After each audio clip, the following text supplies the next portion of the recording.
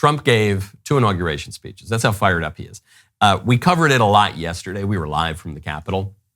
Right now, I've got the Capitol behind me, but yesterday I was suffering in the freezing cold, and it didn't even feel like suffering because of how great the speeches were. President Trump made a lot of very particular claims in the speech. Inauguration speeches are very often high-minded, soaring rhetoric, 30,000-foot view, and Trump's had that as well. But what was distinctive about Trump's inauguration speech is he tied the high-flying rhetoric to particular policy proposals, notably on American territory itself. And above all, China is operating the Panama Canal, and we didn't give it to China, we gave it to Panama, and we're taking it back. The United States will once again consider itself a growing nation, one that increases our wealth, expands our territory, builds our cities, raises our expectations, and carries our flag into new and beautiful horizons. And we will pursue our manifest destiny into the stars. Our manifest destiny. The manifest destiny is an old term going back to the 19th century. You're noticing a lot of 19th century coming back, a lot of America's greatness, these eras of expansion, of growth, coming back in the person of Trump. And manifest destiny is the American iteration of an ancient concept called the translatio imperii, that the empire, the power, the authority of the governing body moves.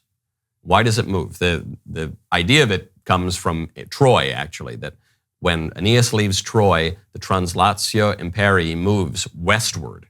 It moves from Troy to Rome and the founding of the Roman Empire. But and this is actually why Emperor Constantine is sometimes criticized, because Constantine moves the empire in the wrong direction, starts moving it east from Rome to Constantinople. It's this notion that we're moving, we're growing. It is actually part of the logic of history that the empire is to expand, and to expand westward. So when the early United States existed as merely 13 colonies on the east coast of the continent, the notion of manifest destiny arose that we were supposed to conquer westward. Go west, young man.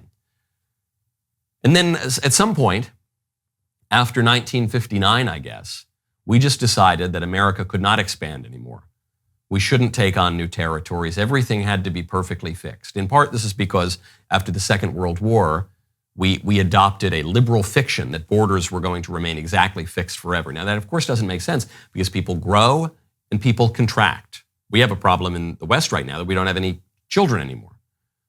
So if you stop having children, you're going to lose your borders. Your country's going to contract. Countries rise and countries fall. And so it's not merely an injustice, a fact of the fallen world, that national borders change and that some countries grow and some countries shrink. It's actually a necessity. It's a political necessity, because people change, because time goes on, because history moves. And Trump's saying time is moving on, and we want to make sure that we continue to grow, that we continue to be great, that we're not left behind by history. Now here, Trump might be insinuating an expansion eastward. He might be talking about Greenland, as he's been discussing in recent weeks.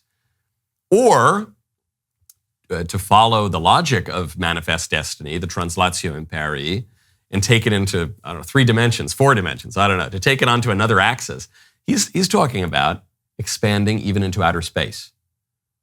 I guess we'll go back to the moon, but we're going to go to Mars. We're going to keep exploring. We're going to keep growing. This is going to surprise some people who view Trump as a rigid nationalist. You've heard this from the liberal media, warnings about Christian nationalism. I always tell people, if you're worried about Christian nationalism, just wait till you discover unchristian nationalism. That's going to be a lot worse, trust me. But here even, I've hesitated to call myself a Christian nationalist, beyond a practical way that, perhaps Christianity is better than the alternatives. I am a Christian. I believe Christianity is true. If you don't like Christianity, just wait till you hear about the alternatives. And nationalism is good. It's better than liberal globalism. But I sometimes say, no, I'm not a Christian nationalist. I'm a Christian imperialist, because the empire traditionally is considered to be the ideal form of government. But when it goes bad, it can go really, really bad. Like the liberal globalist empire is really awful. Trump here, I think, is shifting away a little bit from a merely nationalist perspective, a 20th century perspective, into a more classical, an older perspective of expansion, of growth, of recognizing that America is the global empire. It just is. We just are. You might like that. You might not like that. We have a lot of foreign dignitaries who flew in for this inauguration from countries all around the world. People don't fly in for Tibet's elections. Does Tibet have elections? People don't fly in for the changing of the guard in Liechtenstein. But they do fly in for the American inauguration. We're the global empire, and Trump says, we're going to be strong, especially when he talks about the Panama Canal. He says, look, we don't have the Panama Canal so that we could sell it to China. We're taking that back.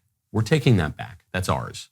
That's right. That is ours. That is strong. That is just. That's in America's interest. And it tells the rest of the world, China, you think we're going to contract and you're going to expand? No. Actually, you know what? Some of the stuff that you've taken as you've expanded, we're taking it back. And if you don't play your cards right, we're going to take a little bit more too.